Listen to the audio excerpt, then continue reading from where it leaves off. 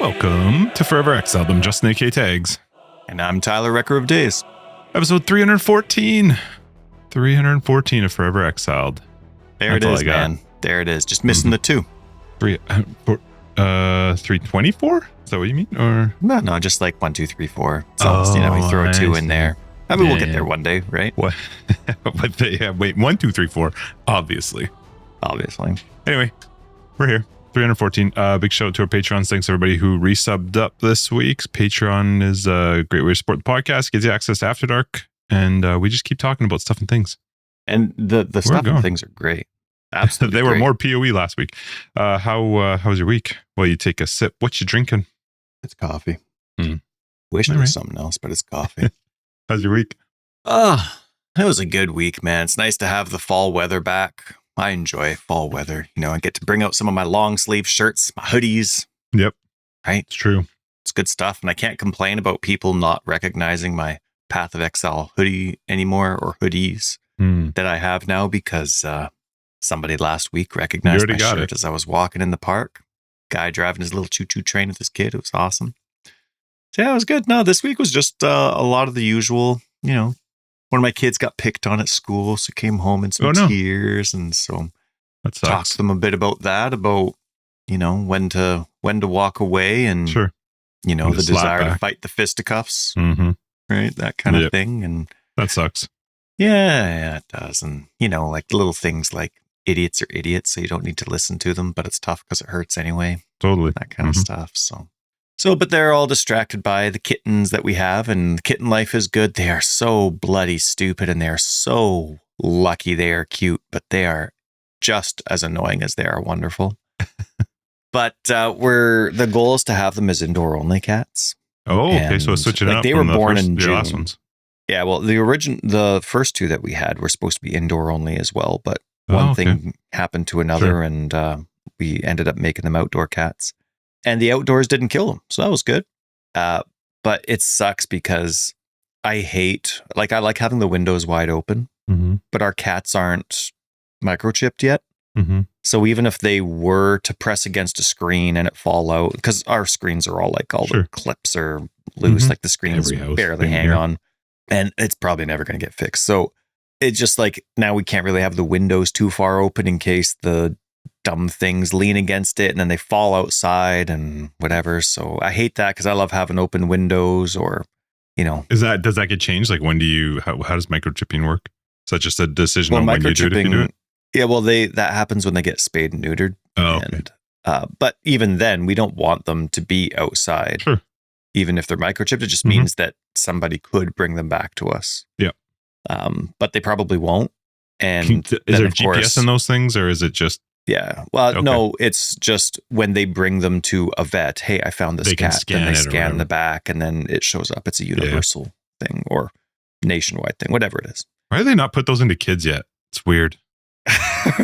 Right? I feel like they could be able to. With like a little button, like in Thor Ragnarok, where when he, spoke bad, she could just press a button and it electrocuted him. Amazing. Just a small one. Just a small one. Kid. Oh, my poor son. So last night, like my wife and I were big BJ fans, right? Big Blue Jay fans in baseball. And, but you can never miss an opportunity for a good innuendo. When you name your team, like I've never understood team names that's like, well, I'm the Cardinals, or even like, I guess Ravens are okay, but they're not really scary. They're just smart birds. But like, I'm the Cardinals, I'm the Blue Jays, I'm the Red Sox. Even like you get into you think the name needs to be scary? Yeah. Like you have the Montreal Canadiens, the Vancouver Canucks means Canadian, the Toronto Maple Leafs. I mean, you don't even say Leafs. It's not Leafs. That's not plural. That's just wrong. Okay. So anyway, but like, oh, that's what we're going to name our team. And then when we go into another team, like think about like the Pittsburgh Steelers, someone who works at a steel mill, that's scary. You get a team together of steel workers versus a whole bunch of teachers. Yeah, we're the Toronto teachers. We're the Pittsburgh Steelers. Well, we know who's going to win that football match. You know what I mean? It's just one of those things. So where did this Blue Jays start? Right, the Blue Jays. So the Blue Jays are playing the Yankees, and the Blue Jays have been really doing well in this season and the playoffs, and they're doing a great job. And it's exciting for Blue Jays fans because baseball is very difficult to get into the playoffs. I thought you were going to say boring, but yep. Never. Baseball's very difficult to get in the playoffs, even though they recently made it easier. And so the Blue Jays are playing, it's like final pitch. It's bottom of the ninth. We have our superstar closer in who's not pitching very superstar-y, but like, it's 2 strikes, 2 outs. And my poor son, I give him such a hard time about, like I've had to tell him 1,000 times, like, don't touch other people's screens. Whether it's their watches, whether it's their phones, like that's their personal stuff. It's not your business. So even if all they're doing is like, I play the tower. So even if like my tower game is up and it's just a quick button to like claim something that's just passive and it rewards you for playing, like don't let the person know, but you never touch someone else's phone without asking them, and never expect them to say yes because it's their personal phone. Sure, for you, it's just games, but for them, they have a whole lot of personal stuff on there that's nobody's business. So I'm trying to teach them phone respect and screen respect, but he's a kid, so his brain's just like screen. And so it's bottom of the ninth, 2 strikes, 2 outs, and Oliver, he's just trying to be silly because he knows he's not allowed to touch my wife's screen watch. And he's like trying to grab it. And as the strikeout's happening, she's having to fight him. So the Blue Jays win, epic strikeout, everybody's cheering, champagne everywhere. And my poor wife's like fighting my son. And so he got in huge crap, not because of the moment. I had to make sure it wasn't because of the moment, but I had to point out, like, this moment and then the screens and the poor kid, like there was this epic moment. And I'm like, dude, like if you can't do the little things, can't. And I just felt so bad and got wrenched. But it was on like it needed to be talked just because of the timing of it all and how often I talked to him about it. I had to talk to him about it and got him in trouble. And he felt so bad because that was the same day he got picked on at school. And that sucks. Yeah. So it was a heavy day. But had he been chipped, then you could have just zapped him. Exactly. Way easier. That's the whole point. That's the whole point. I could have just at the very, like without even interrupting, without raising my voice, which you just do it. And then he looks at you and you're like, mm-hmm. And that's right. It. And I do it before the final pitch. That's right. Just so then he gets to, well, no, because he was doing it as like, he was doing it for the last 2, but my wife was letting it be a game, but then I was trying to correct my son. So my wife and I were on it, and it happens all the time where with parents where like one parent's like, oh, now it's time to be lenient. And the other parent's like, no, now it's time to be strict. So I could have just given him a little zip. And everybody would have seen the pitch and the celebration, but no, I feel bad for the kid. And today's going to be a good day, but it was impacting enough for him yesterday that he looked at me today as he's going to school and he's like, Dad, I hope today's going to be a good day. Oh, I hope so too. He's been so excited to play football. He's been so into Madden, and they were like crushing his soul about his football skills on the field. So it would suck, to be discouraged enough that you don't want to play what you want to play. So no, I hope he keeps doing it. That sucks. Yeah, me too. But I mean, I don't know what I was like when I was 10. I probably just rolled over and let them kick me. So I don't know. Who knows? But good times. But the one thing that I did want to mention is that with these indoor cats, while we're on the subject, I hate going outside without a pet. Like I loved with my outdoor cats, I could leave the front door open. Like my mom stops by to say goodbye. I gave her the turkey that we got, and she's going to host Thanksgiving dinner on Sunday. And so I give her the turkey. She comes over to get it, and she's going to start thawing it. But I have to shut the door. And that I liked it. Like the cats would both come out with me before, and they wouldn't explore too far. They would just come back in when I went in. But it was nice to have them. I hate going outside without a dog, man. Like I'm at that old man stage now where I just have to go for walks for the sake of going for walks. Like you said you were doing.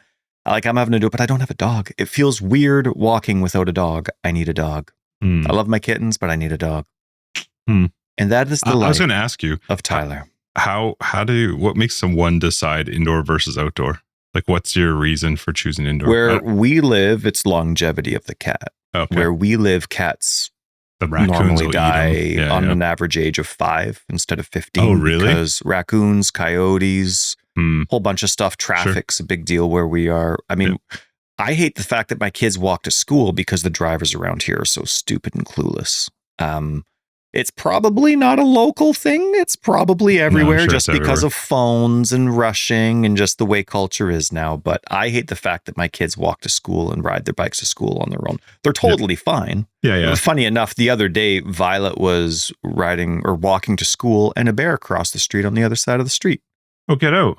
Yeah, they had little warnings like the school district sent out. Oh, just FYI, there's, a bear in the area. But that was like a week and a half ago. And she was like, oh. So that was, I think I mentioned...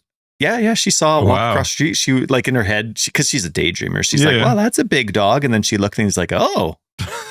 Jeez, and then, but then crazy. she just kept walking. She wasn't scared. She just kept walking. Sure. She was probably in La La Land in 2 seconds and thought the bear had some sort of tutu on it. Mm-hmm. Yeah.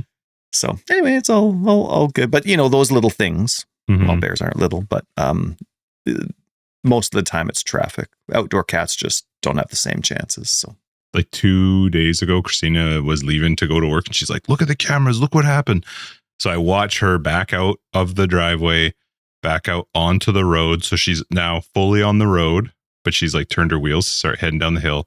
Cars coming up. So they've sort of moved to wait. And all of a sudden a car comes flying over the hill, goes around Christina and in between her and this other car to continue down the hill towards the school.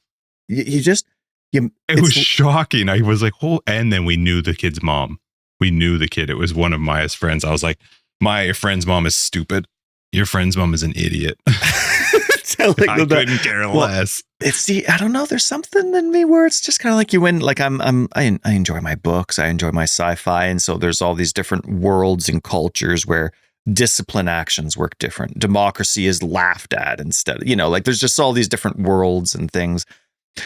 It's kind of like, some people you wouldn't feel too bad if they all of a sudden just went missing. No. You know what I mean? No, not at all. And it's those drivers. It's those drivers. Especially near schools and like I will force people to drive 30 in a school zone. Oh, I could not care how. And it's even worse in the ones around that I know my kids go to. You are not going faster. No, definitely not. Slow. Definitely not. I wait to hit the crosswalk button with the flashing lights. I wait to hit it until a fast car. Oh yeah. Like if I'm talking with someone, I will interrupt that conversation to cross the street and leave them until the next day. If a fast car is coming, boop, boop, and I'll just start walking out. Get out of here. I've survived this long. What's the Jerry Seinfeld 30 show? kilometers an hour, Buster. On a total side note, and this has nothing to do with Path of Exile like anything else, but it's always a pleasure to talk to you. I don't understand why there's school zones and playground zones. Where we live, a playground zone is dawn to dusk, 7 days a week, 30 clicks. Yep. No matter what. 7 days a week, dawn to dusk. Awesome rules. A school zone is actually less than that. Not in speed, it's 30 clicks, but times of day instead of dawn to dusk. 8 to 5. But I never understood why it doesn't do weekends. Because kids go to the school all the time to play at the playground. Like that's a place that the city has for them to play. It's the exact same thing as a playground zone. Yeah, I don't know. And how somebody like, I don't know. I didn't have kids until I was 85. Like, how am I supposed to know what a school day is? Like pro D days or days off or when summer starts? I don't know when that is. And the school zone's not applied there. School zone speeds. I know that summer I don't either, and I'm a parent. But so like just make it a playground zone and people don't have to know or care. Like I shouldn't need to be 25 years old working graveyard shifts and pay attention to what days school's on or off, right? Yeah. Anyway, I'm with you. How was your week? There's one near us that's a school zone and a playground zone, and I've gotten a ticket there once, and so but I was like, what? Because the signage was bad, and even the cop was like, oh, yeah, you're right. And literally like 3 weeks later, there was a proper sign up. So it still didn't give me a warning. Freaking rude. Anyway, my week was good. Also, happy Thanksgiving. Because it's Canadian Thanksgiving, because that's the one that matters. That's the one that matters. Yep, that's this weekend. We're extra thankful. That's why we have it now. I don't know why we have it now. I've never looked into it, but our timing is better than your timing, whoever you are. I think theirs is like so close to Christmas time. It's like, I think it's a month closer than ours, I think. I don't know. You gotta admit though, giving gifts, I don't know if they still give gifts or not. Crazy Yankees who lost, but giving gifts at a day that says thankful, like it's thankful. Yeah, we don't do gifts at Thanksgiving. I don't know if that's a thing. That makes sense to me. Christmas never made sense. Tradition's tradition, so who gives a crap? Yeah. But like You congratulate somebody on living another year. Here's a couple gifts. I'm thinking of you. Awesome. It's your special day. A day of thankfulness. Okay. Hey, I'm thankful for you. Here's I don't know, something. Socks. Christmas, just like it just makes sense. Well, anyway, happy Thanksgiving. I'm excited for ours because Eith's going to be down. So that's going to be a fun weekend hanging out with him, and we'll have everybody here at our house again. But my week was good. I worked. Did my walking, still loving it. And I tried a 48-hour fast this week. I decided I was going to try and fast for 48 hours. Okay. Which was good. The purpose of that was the Fountain of Youth bit?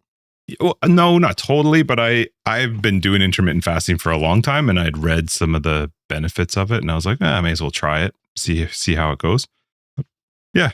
It was actually... So now what, your good. Intermittent fasting is 2 days off, 1 day on? No, I couldn't do it often. I would like to try a 72-hour one. I'm just curious to see how that would go. But it was good. It was actually quite good. I liked it. But yeah, the week's been good. Walking my appointment for my procedure has been kicked up to this afternoon. So... Oh, wait. Yeah. Which procedure? Like the one you've been waiting 20 years for? No, well, so no, because I have to do two procedures before they'll do the disc replacement. Where they test to see. Yeah, but this part is of that one process. This right. Isn't like... This is the first of 3. Yeah, this is the first attempt to see if it fixes it or if they can find a solution. So awesome. Yeah, so I'm going there this afternoon to have that procedure done. And then, they called yesterday. They're like, oh, we go to cancellation. I'm like, all right, I'm coming. Look, brother, run! Sign me up. Nice. But otherwise, no, it was good. I started watching so I had seen it and heard of it before. And then my brother likes to, give me a hard time, make fun of me because I love the farming stuff. And he's like, oh, you should watch Clarkson's Farm. And it's the guy who had, hold on. Is that on TV or YouTube?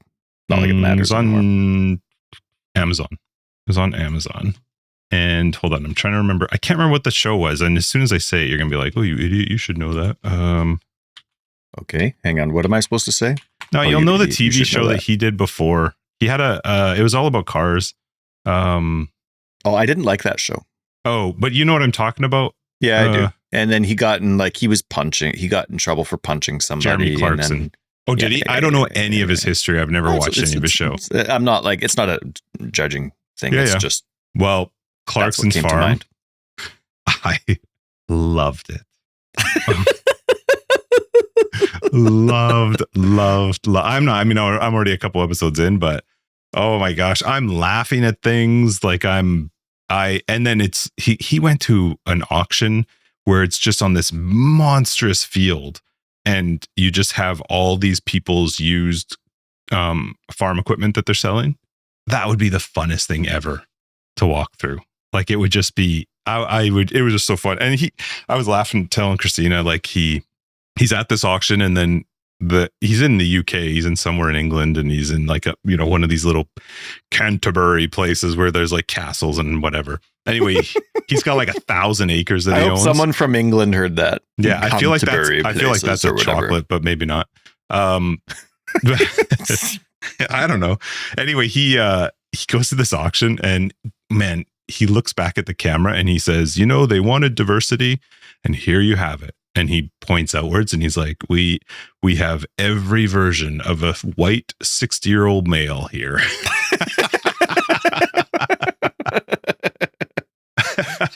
Oh man, it made me laugh. Anyway, my week was good. It was meetings, but I'm excited for going for this appointment tomorrow. We're recording early too, so the week's not totally done.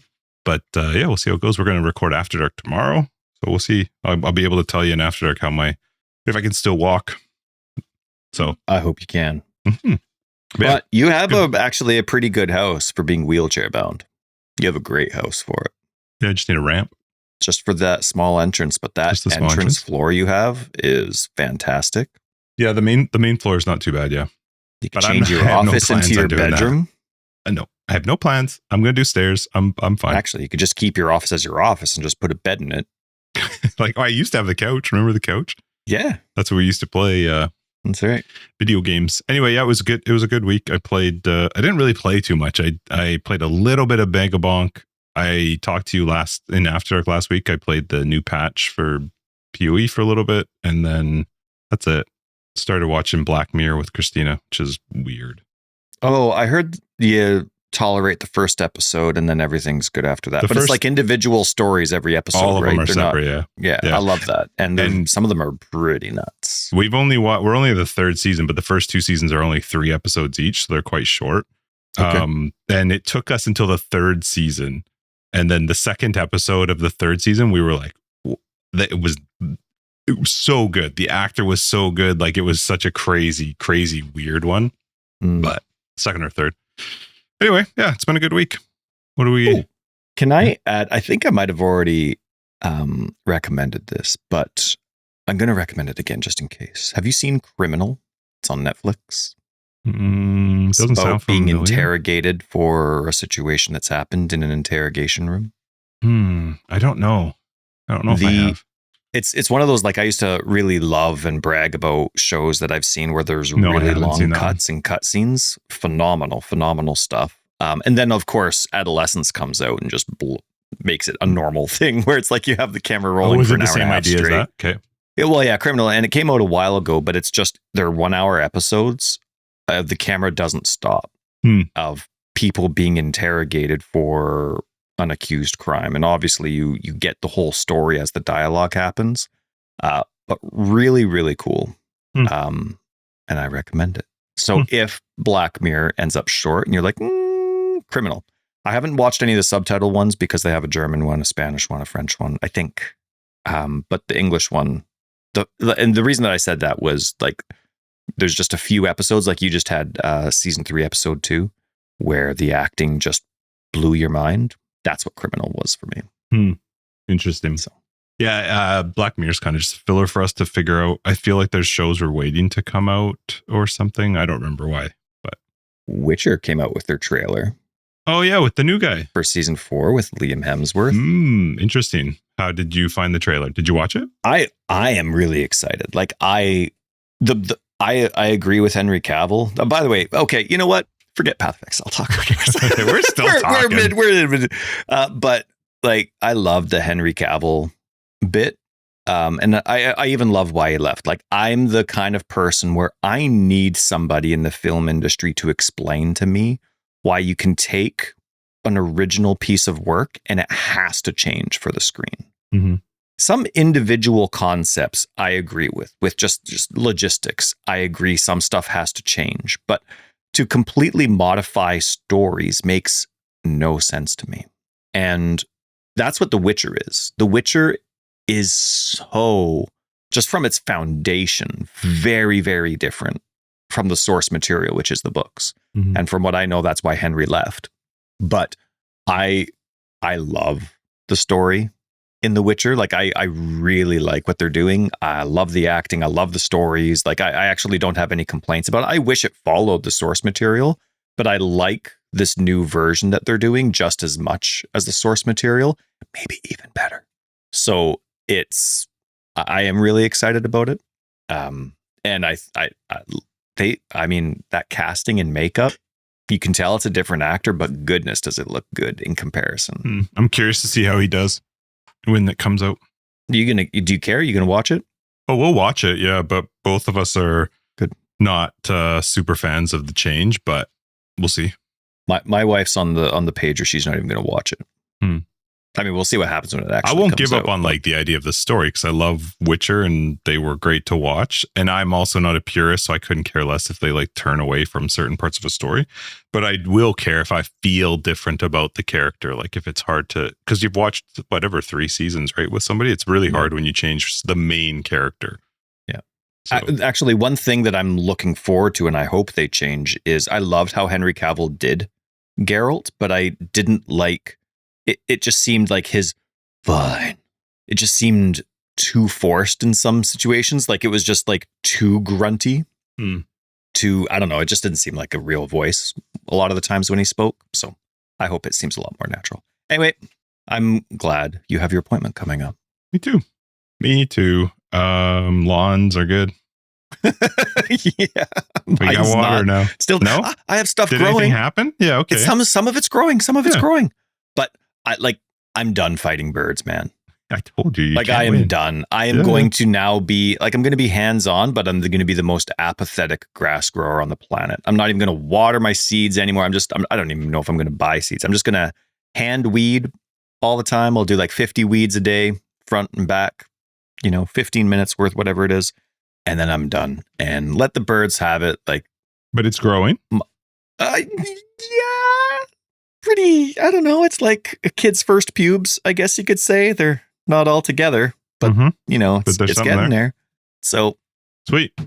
Yeah, earmuffs on that one. Any parents with their kids, but we're 18 plus, right? We say that. We're always explicit. We're always marked as explicit. Yeah, good. All right. It's like a permanent setting. I don't do it per episode because No. It's going to happen at some point. You don't want to forget, and then you're screwed. No. And then it's like that one time you screw up, right?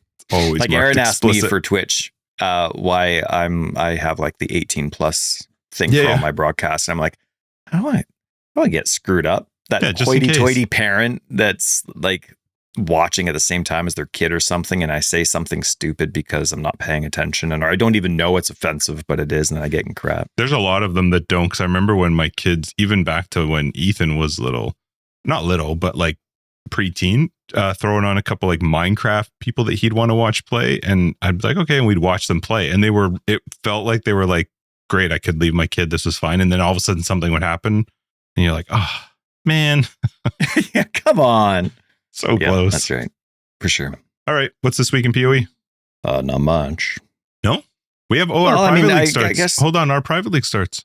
It does. It starts tomorrow. Yeah. That's right. Which is 2 days ago for listeners. Yeah, for those listening on tomorrow. It's Sunday. Thursday today for us. So yeah. Good luck, Justin. I hope you die lots.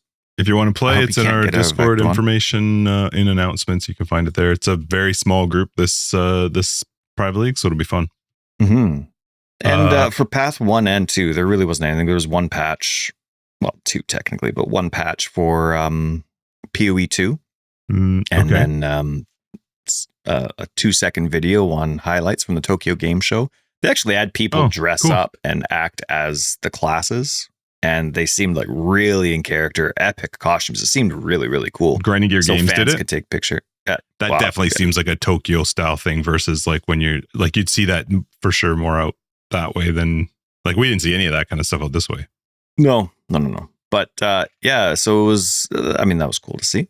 Very cool. And then there was a Path 1 announcement. I guess this is it's big news, but it's little news. It's just 3/27 is coming out on Halloween. Yeah, interesting day to release it. But that's cool. Maybe it's spooky themed. Maybe it's a spooky league. Oh, that'd be pretty cool. I'm still waiting for even though I'm not on Path 1 anymore, I'm still waiting for the creepy clown zombie MTX. Right. I'll still buy it. Yeah. Even though I'm not on Path 1 anymore. Over. I've been waiting for that, or like a creepy tree ant, or like you get the scarecrow, but with the pumpkin head or something, a creepy pumpkin head for your zombies or skeletons. Mm-hmm. Still waiting. Looking forward to it. Live stream is the 23rd. Oh, so that's 2 weeks from now. Yeah, and normally, if my memory serves me correctly, which it never does, they normally say what's happening with the most recently released league when they talk about the dates for the new one. But they said either they don't know or what, but they're like, we'll find out what happens from our friends from Tristan later. So they didn't say anything about the current lead going core or not. They just said that this is when the live stream is, this is when the release date is, and see you then. Yeah. I was just rereading it. So the Mercenary League ends, and we'll let you know what's happening with our Charthan friends and enemies close to the end of the league. Interesting.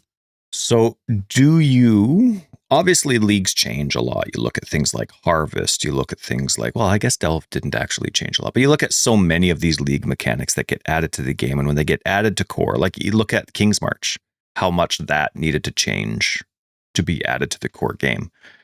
I still wish more was temporary than core, but if they were to add your friends from the town of Tristan into the core game, do you see that working? How would you change it to make it work? Like, how would you enjoy it if it was core? Which town are we talking? All I heard when you said that, and I'm sorry, I blanked after that, was Tristram, and then I started thinking of Diablo, and so Which town are we talking about? The town of The what? people What? from Trarthras. Oh, the Trarthras people. Okay. Those are the mercenaries.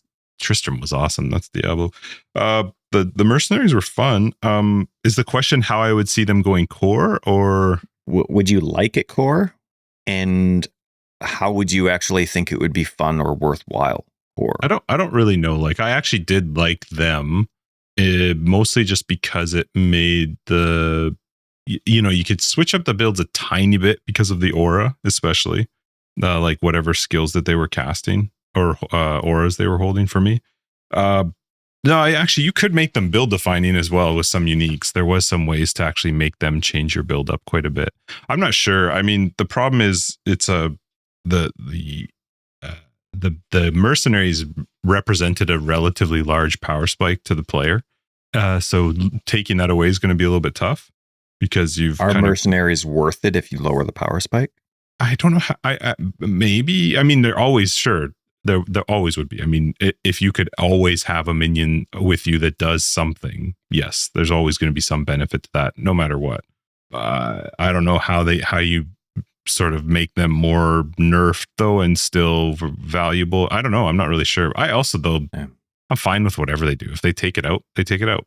It's not really a big deal to me. To me, losing them is not the same as like taking out some of the other league mechanics where there was a place or a, like they just represented something you would find throughout the area. And you encounter them every map, right? Mm-hmm. You want that every single map? A mini boss? It was every fine. Single map? You could choose to skip them, but there was a benefit to doing them. But they also, like, you'll find out when you play our hardcore league, they can kick your ass in less than half a second. So, oh yeah, this will be the first time I even encounter them. Yeah, that's right. Yeah, so they are just think back to Betrayal when it first came out, and that you'd try to run away from it every single time because they are great, they are beneficial, but they were certain ones, unless they were ever nerfed, were very, very dangerous. So, but it was always something you could skip. There was nothing that stopped you from skipping it. So, okay. Yeah, I didn't mind it. I like the idea that if they're there and they mock you as you walk away from them because you're too chicken to try and fight them. But I don't really care either way. Makes no difference. So they have a radius. They don't like chase you through the map or anything. They don't chase you at all. You have to activate them. Okay. They're there for you to talk to choose whether or not you want to recruit them, fight them, or take an item from them. The benefit of doing at least something with them meant that the next time you encountered a mercenary, you sort of earned some renown as to whether or not you're somebody to be trifled with or not, and the stuff that they would have would get better as your renown got better. I wonder what they'll choose, because they're trying to work on focus drops and how like certain bosses do or don't drop certain uniques and chase items, and you couple that with div cards, and they've always had this balance that sometimes they change it, sometimes they don't, of how focused or generic they want certain drops to be. So this would obviously create quite the shift for that if they were to have certain uniques that dropped from it or things like that, right? Especially I don't know if there were any specific uniques that dropped from it. Maybe from the bosses that were related to the league, but not from the individual mercenaries, though. There were skills. Their skill gems were unique to them. Interesting. Okay. Mm-hmm. Oh, we'll see. We'll see what they do. Yeah. I never found I liked any of their skills that they dropped anyway. So, but they did have sort of, just unique. I mean, PoE 1 has that whole concept of the alternative versions of the skills, right? So these guys just sort of played off of that. Cool. So, yeah, I'm curious to see what you think of it, because this will be your first time jumping into it. Yeah, I'm sure it'll be great playing into hardcore. For the first time getting back into it in forever. Yeah, with my zombies. Not even remembering how support gems work in that game. You got this. You betcha. You betcha. Got it. Got it with my zombies. Mm-hmm. So anyway, that's cool. Yeah. So we'll find out in 2 weeks what it is. Yeah. That's it. That's it for PoE. Nothing else. No announcements. No. Wow. Nothing. What were the fixes? Just stuff. Like most of it bug fixes. Okay, cool. Were these PoE 2? Yeah, they were both PoE 2. We talked in After Dark because I did play the patch. I wanted to try out the patch that they had brought out. I don't remember which one it was. 0.1. 0.1, right? And it changed all the end game stuff, right? Added bosses to every map and right. It was the whole change to the Atlas stuff. Towers being different. It was a big change for end game folk. It was a big game or a big change. I should point out that I've had many messages that you can do the third ascendancy apparently through some version of the other one. Trials of Chaos. Yeah, the Chaos one. So that's probably, I don't know. Apparently, if you do like up to the 10th boss or something, then you get it or you do it. The thing that confused me though is as I'm progressing after doing my second ascendancy towards my third, getting towards my third ascendancy, which is going to, for me, it's the Trials of Sekima. I'm waiting for that drop that will let me do 3 floors. I have to do 3 floors. There are these Trial of Chaos, I can't remember what they're called, but the items that would drop that have 7 rooms or 7 floors, but those don't get you the third ascendancy, but yet they drop between when the second and third Sekima ascendancy drops. So I've never... Same thing for Sekima too. It's just Sekima's third stage. Like the third floor is available at an earlier drop level. I believe. But that Sekima doesn't have a Chaos. 2. Sekima goes from 1, from completing 1 floor to completing 3 floors. They don't drop a 2 floor one. The thing that's just weird about the Chaos one is you do the first one, which is your second ascendancy, where you just do 4 rooms, right? And then it's 3 and then the boss. But and then people are telling me that you can do the 10 one, which to get your 4th one requires you to do the 10 one multiple times to grab all these random chance things to drop, and then you go do it again, and then you fight the Trial Master. That's how you get your 4th ascendancy in the Chaos one. But people are telling me that you can got it on 39. I just don't understand why there's one that is 7 rooms for the Chaos one if it does nothing. It doesn't, to me, that's, and I wish I had a character that had only 2 ascendancies, because I wanted to go in and see, like, does the same one that would give me the 4 say something different for me as trying to get the 3rd, because it didn't make any sense. Anyway, just so there's clarification, apparently there's some way to do it through the Trial of Chaos thing. And I just don't understand why there's a level 7 one of that. But I did play the expansion, or sorry, the update. It was very cool, very interesting. Well, if you don't do any Trial of Sekima at all, and you only level through Chaos, you need the ability to go 1, 2, 3. Maybe. I guess the thing is, I've never seen what that 7 one says, because I've always been to the second ascendancy. If I had not done the first trial and only done the first one through the Chaos, then you're right. Maybe that 7 one says you can do that for the second one. That could be what it is. I feel like they just don't drop at the same time, but maybe I'm wrong. Anyway, okay. I played the new update, the new I keep trying to say expansion. It's not expansion, patch. I liked it. It was, so you're putting the tablets against, so people in After Dark probably already heard me say this much more clearly, because now it's been a little bit since I played it, but you're putting the tablets now against the map, and then you run the map into the Atlas.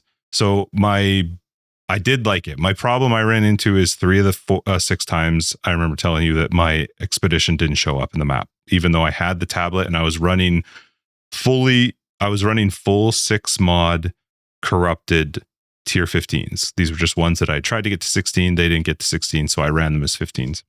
I was allowed to put all 3 tablets in, but I had 3 of the 6 that did not spawn an expedition, so I assume that's hopefully just a bug or something that's being figured out, that somehow it got mixed or whatever, missed. The mapping felt good in general, but I think I said to you in After Dark, like, it's just, I said this a long time ago, but it's just, it makes the one portal part just quite punishing. Like, if I lose on that boss, especially because there's bosses now every map, right? So you have to kill the boss to get on, and a lot of these bosses are like interlude versions of bosses, or bosses that you haven't seen. I just ran into combos of bosses quite often, which I've not fought before. And I think I said to you in After Dark, like, if GGG is going to stick with the one portal thing, then they are responsible to clear the screen up so I can understand what's going on, because 100% visual clarity is important in general, even just for the sake of meaningful combat. But yeah, I totally agree. Yeah, especially if you're going to punish me with a single portal. Like if one portal, I died to, it was a boss on one of the ones for the towers, and it was a double boss, and I had killed one, but I have no clue how I died. Once that one died, and then I thought I was fighting the second, but then I was just dead, and I had no understanding of what had happened. I couldn't see anything. I couldn't tell what triggered it. You go back to your base and there's still a portal there, and it's like, no, you can't use the portal. That's just too punishing to me. When it's at least an extra one on the fully tiered up 15 rare, all the things. Like, I just find it too punishing, because then you have to do it again. Like, for me to progress the Atlas, I have to do that spot again. I don't know, man. I found it a little bit frustrating. I did like what they've done. I hope this is not the permanent plan. I think that they're still experimenting and figuring out what they want to do with Endgame. But I mentioned this in After Dark. I saw people that had heard it comment and maybe disagree in some degree, but that's fine. Like, you can disagree with me. I just can't figure out the purpose of the Atlas. I feel like I'm not I don't really get why I'm there or why I'm moving in a direction. Besides, I've heard that the further you get away from your main area, more stuff's supposed to show up. But like, what are we talking about? More of the random unique ones where I can like get it for unique, or I can fight a bunch of bosses. But I just don't. That's the part I'm struggling with. I almost would rather see those drop as items in a map that I could run in a map, similar to what PoE 1 was, than to progress in a direction, hoping that the Atlas confuses me a little bit. I just don't quite get why I'm in there. Trying to think back into Path of Exile 1, how much the dialogue that we normally would skip anyway, how much the dialogue actually helped us focus. Because obviously we had our quests, right? And those quests are on the right side of the screen, whether it's for Maven or whatever else it is, Shaper. But we have our quests, and I'm curious how much of the dialogue we actually heard that helped us understand those quests a bit more. Because there wasn't a lot of dialogue, but we'd skip it anyway. In Path of Exile 2, there are huge amounts of dialogue. The amount of screens you're skipping in comparison to the first one is huge, right? It's way more. So I'm curious if now that we're actually skipping more dialogue because there's so much dialogue, if maybe we're missing more to the purpose of what's happening. Like, you can only have so much text on your quest markers, right? On your quest screen on the side. The Path of Exile 2 quest system does seem to allow more actually space. Quite good. Yeah. Yep. But maybe they're still limited by the amount of text that can arrive there. But because there's so much more dialogue that I'm skipping through NPCs, maybe there's something that we're missing because we're actually skipping more. Because they've added more, we're skipping more instead of actually tolerating the tiny bit of dialogue that there was. Maybe there was actually something that helped us understand the purpose of it all, right? I do also think that you need to explain more when the user sees less. And so this 3D environment, the user does see less, right? In the 2D environment in Path 1, the user could see everything, though it wasn't all unlocked yet, right? Back. So anyway, I don't even know if that's relevant, but sometimes the stuff we don't realize impacts what we know. Sometimes that has relevance. So I don't know if that's the case here, but I hear you. There's a lot of people that are just used to the really fine-tuned experience of Path 1's endgame system. And so some people, I don't know, it's a different experience, right? Different endgame. I am obviously more used to the Path of Exile 1 experience. I think my biggest struggle with PoE 2 is they've just added this whole extra 2 steps, it feels like. Like, I'm opening the Atlas, I'm finding the spot, then I'm running the map. So you're making mapping a little bit more convoluted, take a little bit more time.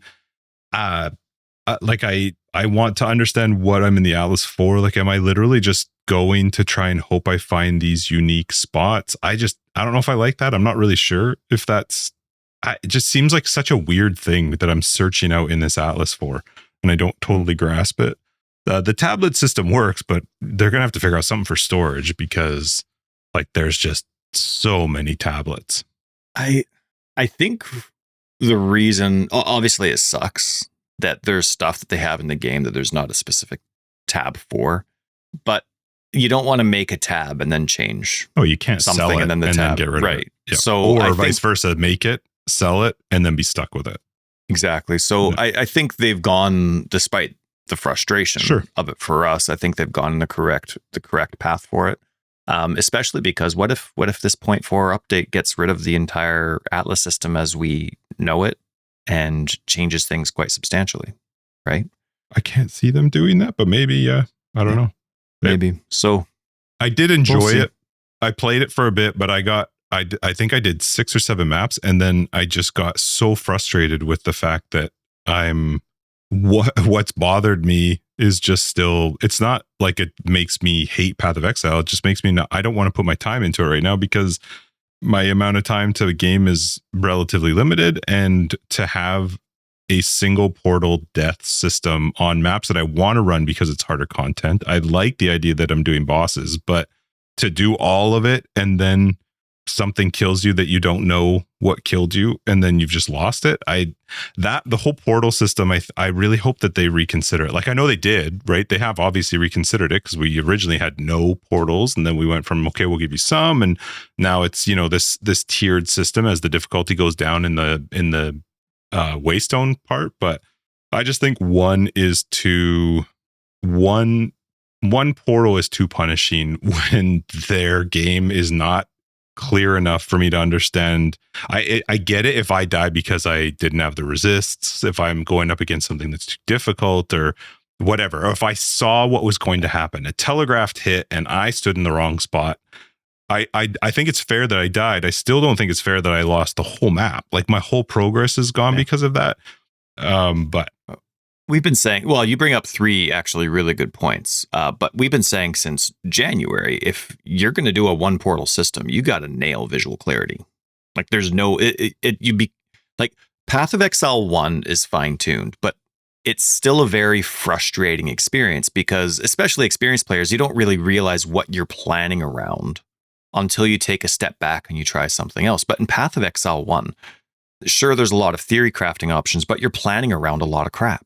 You're planning around what the heck, where did that damage come from? Maybe you're planning around the possibility of off-screen damage you can't see. You're planning around the possibility of not being able to see what's on the ground. So you've got to plan for having this static kind of defense or survivability there or movement because you can't see what's on the ground. And then you have no idea what kind of damage an enemy's doing, whether it's a strike or a spell, or if it's half physical, half lightning. Like, there's nothing there. You can't tell the difference between crits or not. And then, of course, there's the convoluted screen where you have to stare at the mini map to see where you're allowed to go because the screen doesn't, like, oh shoot, that's a chair I can't break or something. Like, I have to go around this chair, or oh, I thought I could go between those rocks, but if I look at the mini map, no, it's actually one thing. Like, there's a lot of stuff you have to plan around, and then once you've figured out all the crap, then you can play it. And you have to get rid of all that. Like, where you're only fighting enemies, you're not fighting stupid crap from the game. You have to get rid of all that crap to do a 1 portal system. You really do. Otherwise, it's the exact same game. Basically, you're planning around all this crap because you can't see what's going on. You're planning around stuff that you can't tell, or you're planning around expecting to be stuck often. Like, I was doing a map the other day, yesterday, and rituals showed up, and it's in like the most narrowest spot. There was nowhere for enemies. There was nowhere for me.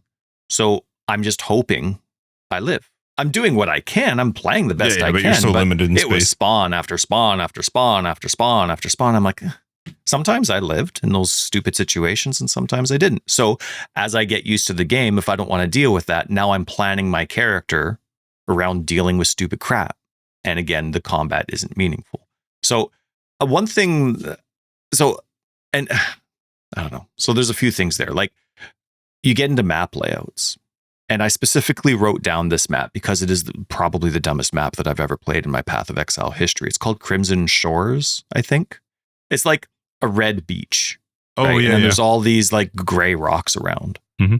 There's so much crap in the middle of that map. Yeah. Like, it's just nonstop rocks everywhere. But the rocks look like you can walk between them. But no, you can't. Like some stuff looks so small, you should be able to walk right over. Like it just looks like a digital detail, but no, you have to go around it, and it's way bigger than what it looks like. It was the dumbest map. Like I was not watching my character the entire map because I had to look at the mini map the entire time because I had no idea where I could or couldn't walk. And then because the game has so many underground enemies before it shows up, then it just makes it even more annoying because I'm already trying to avoid the rocks and then these things show up. So it was actually such a frustrating experience. I turned the game on to play, and I didn't want to play.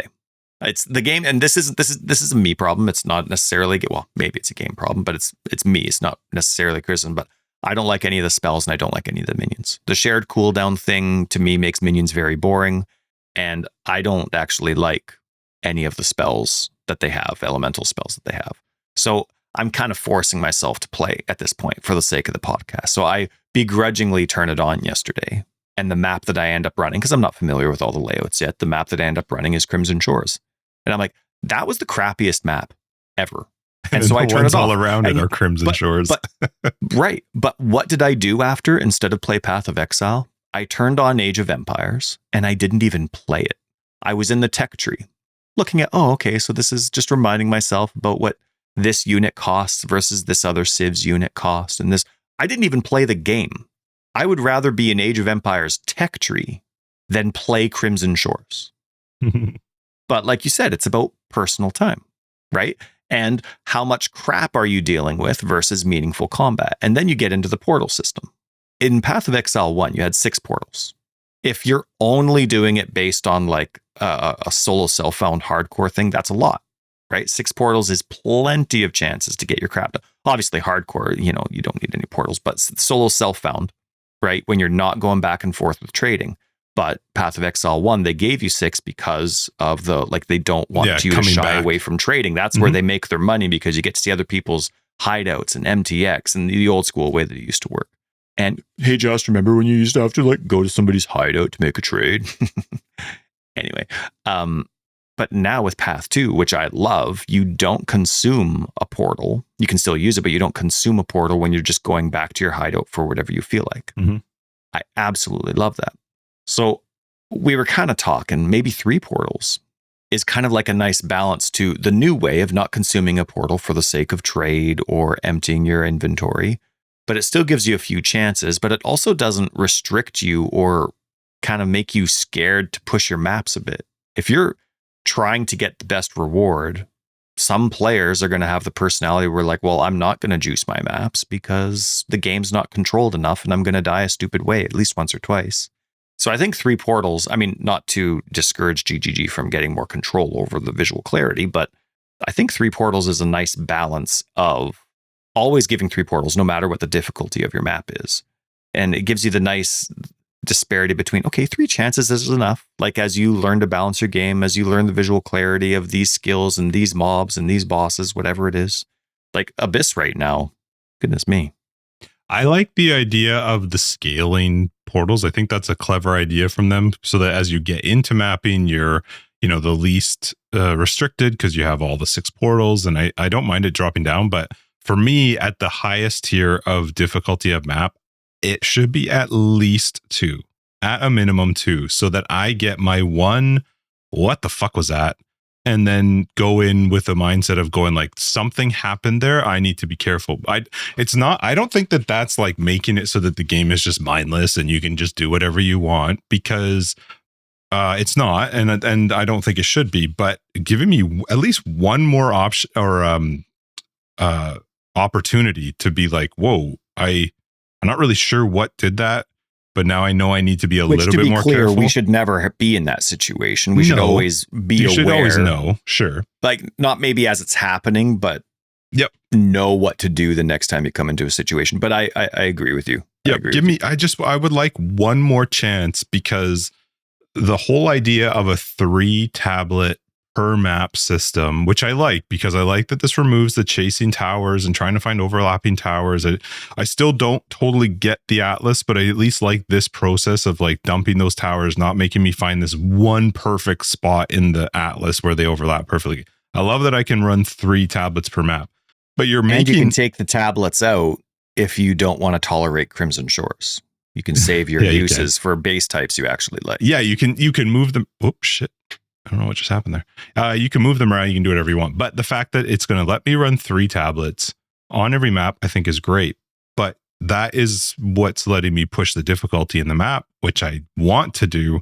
But give me at least one shot to be like, whoa, I did not realize what that was, or oops, I did something wrong. Whereas right now it's just like, okay, I'm starting over, and I'm not even like getting the chance to retry that because I'm doing a totally different rule map, and I may have lost out on charges of a tablet that I was really excited to use. So I just, for something you didn't have control over, not a lack of planning, just it's just like, oh, I'm dead. Like your WTF Whoops. moment the classic PoE. Yeah, I think there's less of that in PoE 2 than there was in 100%. PoE 1 by a ton. Like it is still, for me, a better experience in the sense of like those surprise things, but their visual clarity is not that improved. Like a fight is Grelda and Eshmelda or whatever, the fire and ice one. I legitimately could not see almost anything that fight. And that's throwing in 2 bosses plus my own stuff. Like, yeah. Like we can't deny that they are focusing or have tackled really well in comparison to the first game. Yep. All these things that we're talking about, well, with the exception of map layouts, but it's obviously still not there. Like still lots needs to be done, but they have come a long ways. And again, like despite the fact that the game's not in a state that's enjoyable for either of us, nothing but praise for the attitude of the company, who's just again, like completely fixing in-game, changing towers, changing this. I think we said this last week, like just their ability to be willing to change something despite the fact that they've poured in all these resources or ideas, and the amount of time you sit at a table trying to make this idea work because you think it's going to be permanent, and then just being like, okay, you know what, that's not working, let's change this. Like to just that attitude of humility and willingness to make it work. It doesn't even matter if we like the game or not. Like that's what you want from any video game company. So keep it up, GGG. I can't remember if we said it in the main episode or After Dark last week, but when we're critical or, talking about just our experience as we play, this is just what we're doing. We're just chatting about it. But the fact is, when they come out with, for myself, the next PoE 1 league and then the next PoE 2 league, I'm playing it. Like as much as something might bother me right now, I'm in. Like I already know I'm going to be playing. So yeah, it's not anything negative about the long term. It's just maybe there's some frustrations going on right now. Yeah, for sure. And we totally get that it's early access, and some stages of early access are crazy fun compared to others, and others introduce other aspects that make it kind of, and it's a video game. You're not I don't think they expect it. I know you're very limited in like how many games you like to play, but the fact is it's a video game. They know people are going to pick it up. They're going to play it for a while, and then they're going to put it down and wait for the next one to come out. That's just been that's their thing. It's been like that for however long since PoE came out. So when something's not up my alley, I can throw something else on or go do something else. So that doesn't bother me. I know I'm going to come back and play it later. Yeah, for sure. For sure. One thing I would like to request of GGG is GGG, even though I guess, no, it doesn't matter if they're the focus of maps anymore or not, but could rare monsters please follow the same rule as rare chests? Oh, while you're on the topic, and bring that up again, but also give us back the skulls. I want to see where they are on the map. Just have some yellow skulls? You know what? That's what they had before. Too. That's what they had before. I would like it. And then you have the brown or unique one for exactly the unique. What they had. Bring that back, please. I agree. Anyway, like that too. Rares? Yeah. Nope. Rare chests are guaranteed a rare drop. Right. Do rares not? Rare enemies, they like their magic items. Oh, do they not guarantee a rare drop? No, they're not guaranteed rare drops. Oh, interesting. I feel like they should. I should be more rewarded than clicking on a rare chest. Yeah, right. I should be a little bit more rewarded for killing a rare enemy. But interesting. I thought that they were. Yeah. No, it's good. My build itself, it's just minion instability that I'm sticking with for the most part, and I'm liking it. I actually found it's efficient. Like it's easy to go through. I'm not hating it. I just find it boring. Like I don't know what it is. Maybe maybe the thing that I'm missing is spiritual aid. Like I kind of like I want to have my summon Reaper next to me, and I want to be doing damage with my Reaper. I want to go like, And then me and my buddy are running into combat together. I don't know, give me a tiger or something. I don't know, something that I can run into combat with, my little bud, and hack at stuff. Like, I want to do some damage too, but I want my minion to be there with me. That's kind of what I liked with zombies. You throw on Meat Shield in Path 1, and they're right there with you, and you're smashing down Consecrated Path or whatever it is, even though that would make me sick, so I never do it, but that's what I always dreamed of doing. Like, I liked that stuff. And maybe they'll never add spiritual aid, because that's kind of what command skills are instead. The game doesn't tell you, but I think I recently learned that command skills use the minion damage tag. So you don't need your own, like, it's not your own spell. It's like a minion, you know what I mean? Because it's the minion technically doing the damage, but it's one of those things where it's like, they don't explain that step. So you don't realize that's what you're investing in. And I guess that there's still no, that's good. That's for another time. But so that's kind of what I'm like. I really hope like the next patch comes out with some more, like a good like single minion. You know what I mean? Like, I loved that Reaper bit. And because that shared cooldown between, right? No, but that's because Spectres are still stupid. There's no in-game information about these minions. There's not even the information you need on the other minions. Like, the other minions don't have their default skill showing for what it is. When you're in the support screen, it'll tell you, oh, this works with this minion or this minion, but it doesn't tell you if it's working for the command skill or the default skill or the secondary skill that they use. It's still like, they're still in Path of Exile 1 land with how minions work. Like, when I go to a Spectre, I'm like, oh, well, I would like to use a Spectre, but I don't know what its skills are. I don't know what its health is. I don't know what its resists are. I don't know anything. Do I want to use minion stability with this Spectre or with this Spectre? I don't know which one has more health. Right? Yeah. So like, Spectres would be nice, but they are only half finished Spectres. I was going to say one thing with regards to the loot, though. I did feel that, I don't know if there was something changed, but I did feel that 0.3, this patch, this update, like the main one, my looting experience was better. I felt like I was getting more stuff off the ground. I felt like I could do more with essences, with crafting. I don't understand all of them. Like, 3 transmutes is weird to me. I don't actually totally grasp what benefit I'm getting. Somebody actually posted, we were talking about the alchemies, the orbs of alchemies, I think last episode or 2 episodes ago. And I was reading the comment that was talking about like how they use alchemies. And I was like, what? I didn't even understand it. I didn't understand it.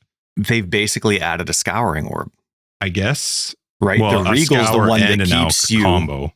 Right. That's exactly it. So they went from not wanting to reset their items. Like, okay, so you're going to, here's your drop, right? And you're going to add this mod. Oh, shoot, it didn't work. Okay. Junk the item. And then the next white or blue you get, then you add on to it.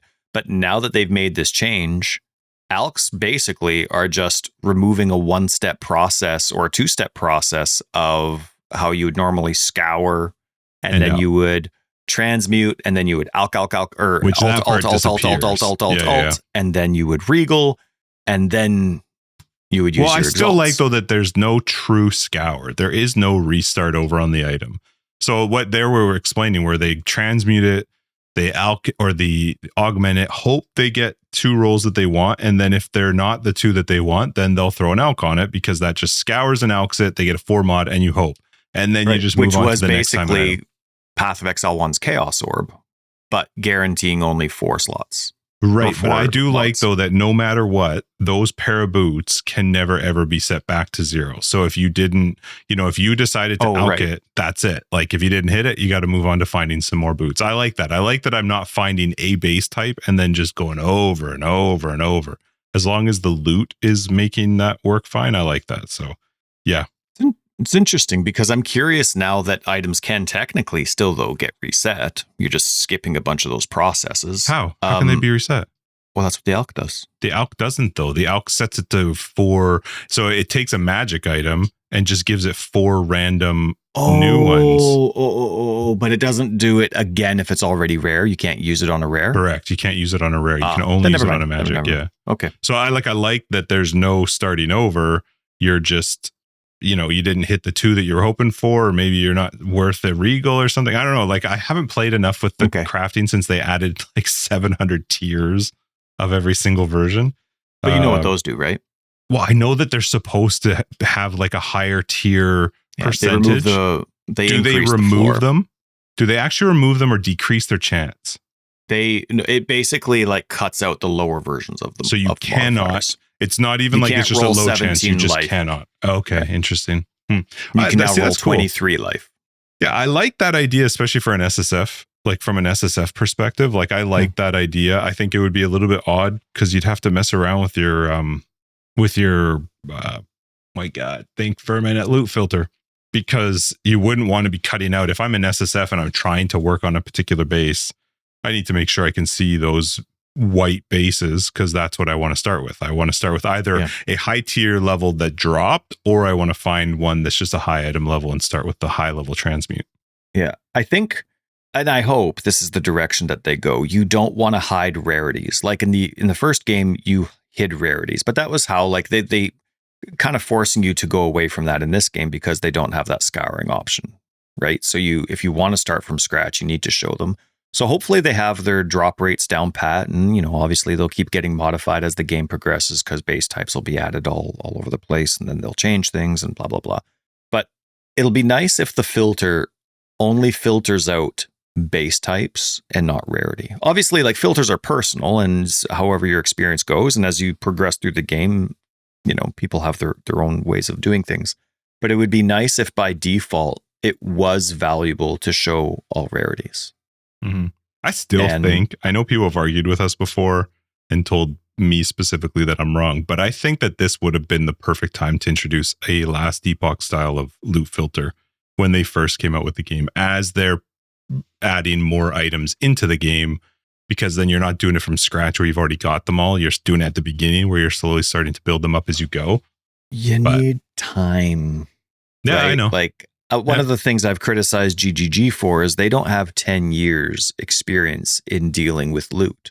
They have 10 years of like ignoring loot, in my opinion, right? So now they're just starting their experience level in dealing with and managing loot and taking the responsibility on themselves is my point. And you run into the exact same situation when it comes about caring about filters, right? Like even now, if you want to make your own filter on the Path of Exile website, it's a full-time job. Oh yeah, you may as well go do it on Filter Blade. Create it from scratch there. Mm-hmm. Right. But that's not accessible. When you're making a game, when you have the mentality that you're doing, like I'm not, again, like you and I have gotten in many conversations about, whether it's worthwhile for GGG to do it. I've always been on one side. You've been on the other side. When someone's already willing to do it for you, why care, right? And we've been on opposite sides of that. But now the whole reason they're putting all these millions of dollars into a sequel is to reach more people and make the game more accessible. And the more third-party stuff you need, the less accessible it is. And people are playing this game for loot. Like I don't think that's one thing when you've poured these amount of resources into the game. When you are making a loot first game, you can't let the loot be the thing that you pass on to someone else. Not saying they are, not saying they're not. That's my opinion. And I think a Last Epoch style filter would be good, or at least just have extremely generic ones, but let you like, hey, I'm energy shield only, or like a small checkbox of these are just the basic subclasses, like energy shield or armor energy shield I'm willing to have, or whatever it is. Like only show these and don't show these. Like, hey, I'm not doing a bow character. I never want to see one, or I only want to see bows that have sockets on them or whatever it is. You know what I mean? Like obviously the more you talk about it, the deeper it can get. But even if you just had a simplified version where it couldn't be crazy because the items still don't drop identified, I completely agree with you. I think this is the time to do it. And this is the time to be like, nope, it's not going to work. Or yes, it is. You know what I mean? You got to do it before release. I don't think it will ever come. Like, I think that it's definitely this is not going to ever happen. I just think it would have been a good time to do it if they were going to do it. And I'm sure that had been a thought, but I just, when I'm thinking about like, I don't know, I really like the Last Epoch one. Yeah, it is amazing. What do you think would be GGG's reason? Like if they had this discussion, and we assume they have, there's no way Last Epoch comes out all this time ago with their own filter and they haven't had this conversation a few times. Now that you're making this new game, and you're trying to control your loot system, what do you think the reasons would be for them to say, no, we're not going to do it outside of resources? I think I don't think there is an outside of resources conversation to it. I think it is just strictly how much time it takes up, how much time and money, how much manpower would need to go behind creating and maintaining it, making sure that, as you're developing the game, you're also considering the fact that these changes need to be added and edited in the loot filter. And I mean, the fact is, as much as I'm saying that I'd love to see them do one, it is very, very easy to do it in Filter Blade. It's very easy to edit on the fly. I love the idea of being in the game and doing it. I loved how easy it was for me to look at somebody else's loot filter and just bring it into my game. Like I just really liked how accessible the loot filter felt in Last Epoch. But I think in the end, it will always come down to resources. But aren't some resources almost mandatory? Like if I want to make a car for the masses and I put all of my energy and resources into the specs and how fast it can go and the engine and the functionality, but then I don't put my resources into car seats for people to sit on. Yeah, but you would buy those things from the people who make it better than you. I think that's what it will always come down to. But in this case, they're telling the user to go buy it from some other company. I don't know what their actual mentality is, because they may not think that. They may think you can play it without the filter if you wanted to. I've heard some people that play it with the default filter, PoE2, and have been fine. I'm not sure how that works in endgame for them. I think that you could certainly go through the campaign without a filter on and be fine, but like with just their default one. So maybe they think this is what we want the loot to look like, but we know that people like it differently. And so here's their option is Filter Blade. I don't really know. I'm not sure what their feeling is on it. Yes, I guess. For me, I don't hide anything with the filter that I made. I've just changed sizes and sounds. I guess you bring up a good point. I guess the cheapest option is let's make our default filter satisfactory, and then you don't have to worry about the rest. I hope that's not going to be the case, but maybe it will be. I don't know. We'll see. I guess we will, but it won't be at 327 when we see it. I'll be playing 327 when it comes out. Cool. I'll be playing the private league, and then you can tell me what you think about 327 a couple weeks later. Will do. We got our private league that's coming up, so good luck to everybody who's starting that tomorrow with us. And that's what's up. 314 Forever Exiled. I'm Justin AK Tags. And I'm Tyler, Wrecker of Days. Patrons, we'll see you in After Dark. Everybody else, we'll see you next week in 315. If you're playing the private league, have a lot of fun. If you look for more information, foreverexiled.com, Discord, join it, say hi, very fun. And Patreon and other ways to support the podcast, you'll find them down below. Happy Thanksgiving. Oh, yeah. Canadian Thanksgiving. We're extra thankful.